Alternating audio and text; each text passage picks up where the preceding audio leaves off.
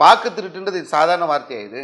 ஓட்சோரின்றார். 2002 அவருடைய பட்டியல் இல்லை என்று சொன்னால் இவ்வளவு நாள் அவர் வாக்கு செலுத்தினுடைய அந்த வாக்காளர் அடையாள அட்டை காலாவதி ஆகிறது, செல்லாததாக மாறிவிடுகிறது. அதை தூக்கி ஓரம் போட்டுட்டு இப்போ புதிதாக அவர் எடுக்க வேண்டிய ஒரு சூழல் இருக்கிறது. சில இடங்கள்ல 2005, அதை நம்ம இப்போ கணக்கு பண்ணோம்னா 2025 அவருக்கு 37 வயதாயிருக்கும். 37 வயசு ஆயிருச்சு, நான் பல ஓட்டு போட்டேன், எனக்கு ஓட்டு போகாதெல்லாம் இருக்கக்கூடாது. 2005 டெட் லிஸ்ட், அதுக்கு முன்னாடி வாக்காளர் அந்த பட்டியலில் நம்ம பேர் இல்லை என்று சொன்னால் நாம் புதிதாக இணைக்கக்கூடிய ஒரு வேலையை தான் செய்ய வேண்டிய ஒரு சூழலை ஏற்படுத்தி இருக்கிறார்கள்.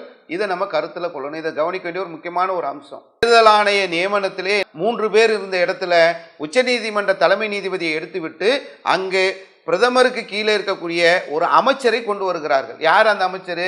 உள்துறை அமைச்சர் அமித்ஷா.